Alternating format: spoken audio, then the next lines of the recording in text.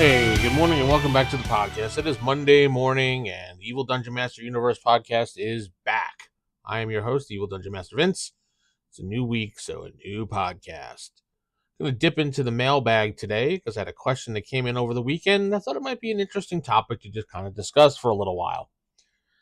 I got it from DM Jack and he wants to know about taking a comic book and making it into an adventure for your game, whether it be a superhero game or a fantasy or sci-fi. He wants to know if that's a good idea and how I go about doing it. Well, yeah, comic books can be a good source of information. And by the way, that's askthedm at theevildm.com. It's my email address. Comic books could be a good source of information for an adventure. But you have to remember that the players will not follow exactly what happened in the comic book. The comic book is obviously is scripted, and when the artist, not the artist, when the writer creates the world, so to speak, and the overall arc of the comic book, they have the hero and the villains follow a certain thing. Everything's predetermined. So when you're grabbing your favorite comic book, and I generally like to take older comic books for more like the 60s, the 70s, around there to do for adventures because of how they were made. They were made a little bit more different than they are today or in the early 2000s. It seems like comics back then more shared like a one shot type deal going on as opposed to an overarching campaign type thing.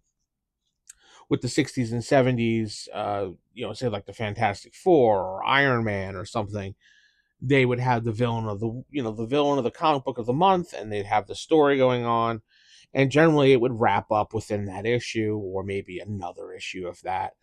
But every comic issue seemed like a reset. I mean, the prior history was kept, but every week just seemed like a new thing happening. So that might be a better idea for pulling your adventures in because it gives you kind of a small story to work with. Now, what you have to do is you have to figure out who the villain is. Obviously, you read it, figure out what the villain is up to and what he wants. That's an idea you have to write down. And then you have to see how he does it. What events does he do in the comic that triggers certain events that the heroes will follow after?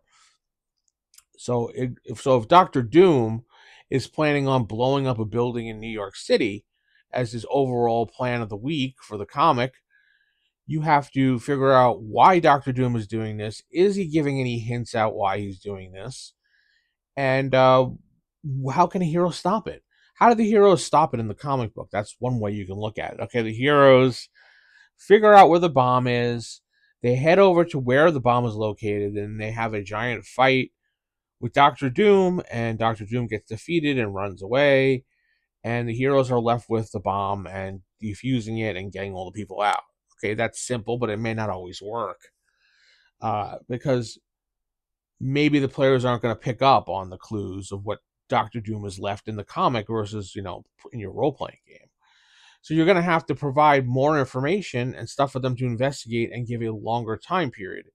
Obviously, in the comic, they find out Doctor Doom's going to blow up the building, and they have 24 hours or whatever, or that day in the comic to do it. You may want to extend yours to more than a couple days, so they have time to investigate and look around and ask questions and talk on the street to their contacts to find out what Doctor Doom is actually up to. Maybe they have an informant somewhere.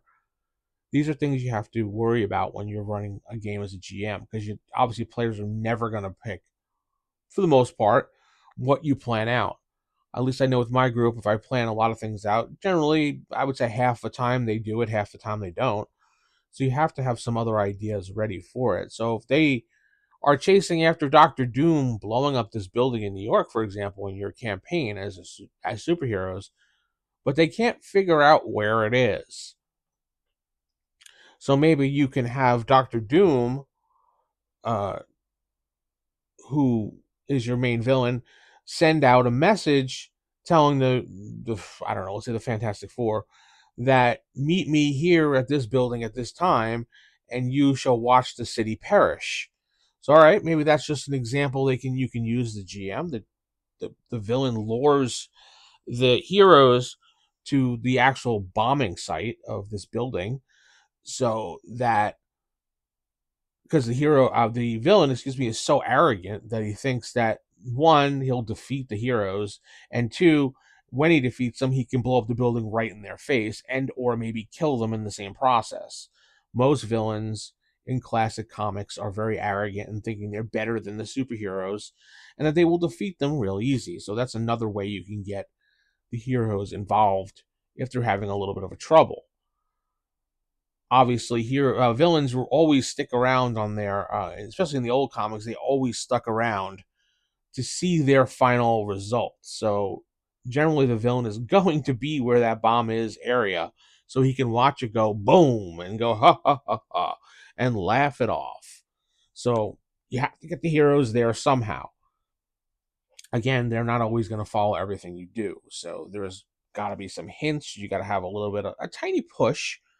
I mean, you don't want to railroad them, but you want to give them hints. Maybe their contacts tell them about someone somewhere they have to question. And there's rumors of a building being blown up downtown. Now, their contact doesn't sure, but maybe they have to go talk to, Sewer Street Jimmy or something.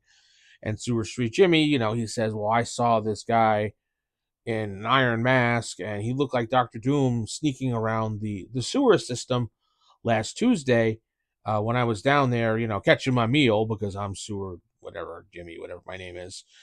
And I saw Dr. Doom skulking around down there, and he tells them where it is. So maybe the players take their heroes, send them into the sewer system where where they were told to go, and they can start investigating there. Maybe they find the bomb ahead of time, and now they have to figure out what to do with it. Can they disable it? Do they call the police? Is Doctor Doom lurking in the area beforehand, protecting his bomb from the player characters? I don't know. These are all things you have to decide as a GM.